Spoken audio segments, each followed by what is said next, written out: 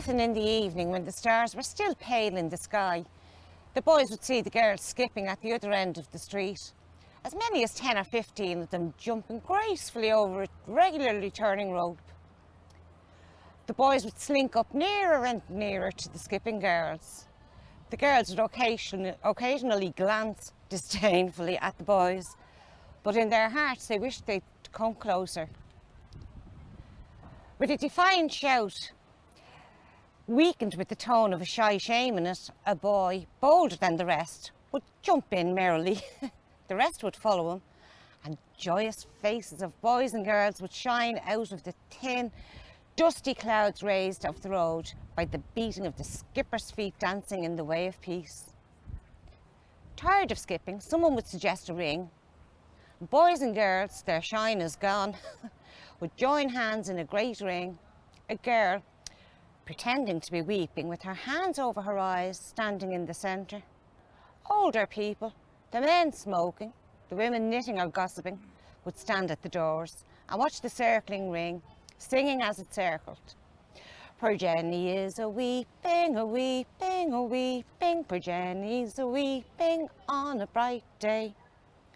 Pray tell us what you're weeping for, you're weeping for, you're weeping for. Pray tell us what you're weeping for on a bright summer's day.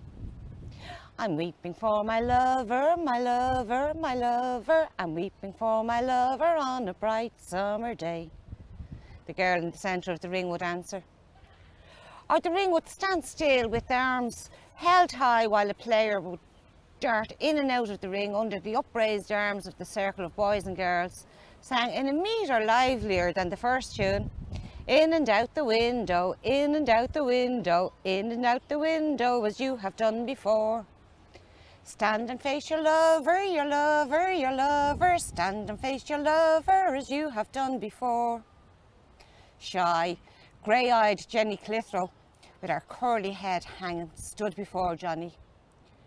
He wished she hadn't picked on him, for a lot in the ring knew he was gone on her, and had seen his uncovered eye often seeking her out as she sat in the seat opposite in the Sunday school.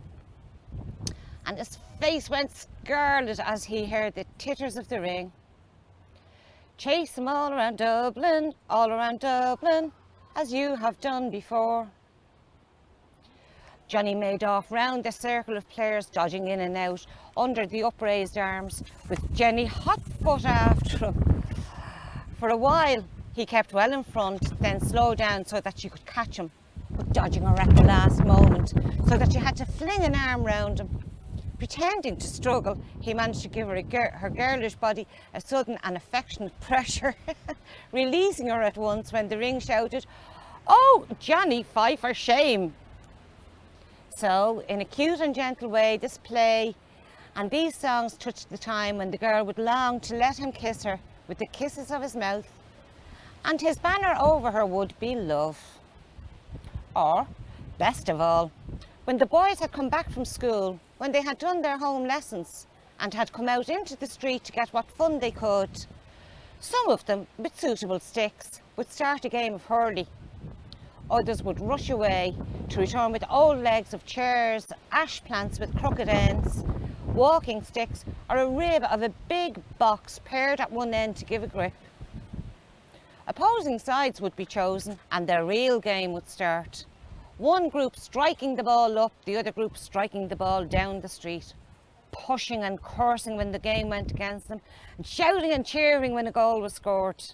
And Johnny, with his long hair growing into his eyes, his bandage thrust like a wad into his pocket, his face flushed and wet with sweat, rushed here, rushed there, swinging Archie's ash plant, cursing, shouting, cheering with the best of them, pucking the ball viciously when it came his way, slashing at any shin that came too near the ball, his own legs trickling with blood from blows received from others, feeling no pain, for alive with energy.